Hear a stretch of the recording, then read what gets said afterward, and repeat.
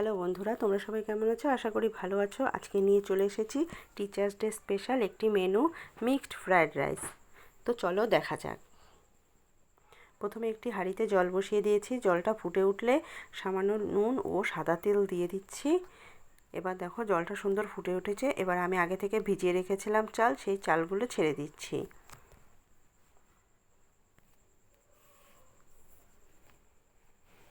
তারপর চিকেনের টুকরোগুলো ছোট ছোট পিস করে আদা রসুন কুচি ও গোলমরিচের গুঁড়ো দিয়ে ভালো করে ম্যারিনেট করে রেখে দিচ্ছি। পনিরের টুকরোগুলোকে লাল লাল করে ভেজে নেব। দেখো ভাজা হয়ে গেছে। এদিকে রয়েছে গাজর কুচি, ক্যাপসিকাম, ধনেপাতা কুচি ও বিনস কুচি, আদা রসুনের কুচি, তোমার কিশমিশ ও পেঁয়াজ কুচি। তো কড়াইতে সামান্য তেল দিয়ে তাতে দুটো ডিম আমি ফাটিয়ে দিচ্ছি। ইচ্ছে করলে তোমরা বেশি ডিমও দিতে পারো।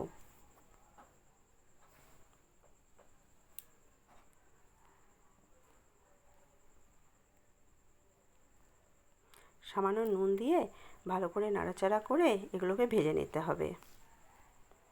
বেশি ভাজা যাবে না, তাহলে শক্ত হয়ে যাবে। দেখো সুন্দর নরম ভাজা হয়ে গেছে, তুলে নিয়েছি। এবার ওই তেলে দিয়ে দিচ্ছি চিকেনের টুকরোগুলো।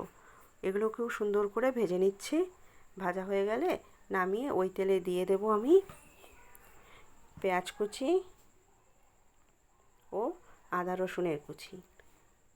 এটাকেও সামান্য নাড়াচাড়া করে একটু নরম করে ভেজে নিচ্ছি। তারপর দিয়ে দিচ্ছি ক্যাপসিকাম, তারপর গাজর কুচি, বিনস ও ধনেপাতা কুচি। এবার এগুলোকে ভালো করে নাড়াচাড়া করে ভেজে নিতে হবে যতক্ষণ না পর্যন্ত একটু নরম হয়ে আসে।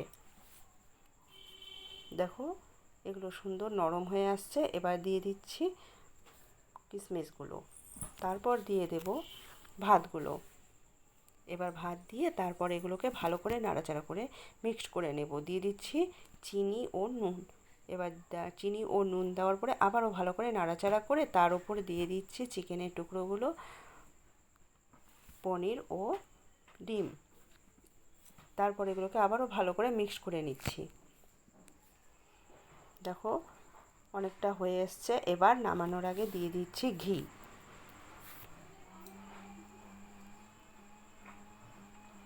দেখো তৈরি হয়ে গেছে আমার মিক্সড ফ্রায়েড রাইস। এরকম একটি রেসিপির সঙ্গে দিয়েছি আলু পনির পোস্ত। তো তোমাদের সঙ্গে আলু পনির পোস্তটা আরেকদিন শেয়ার করব। তো আমার মিক্সড ফ্রায়েড রাইস রেসিপিটা কেমন হয়েছে তোমরা কিন্তু অবশ্যই আমাকে কমেন্ট করে জানিও। ভিডিওটি দেখার জন্য অসংখ্য ধন্যবাদ।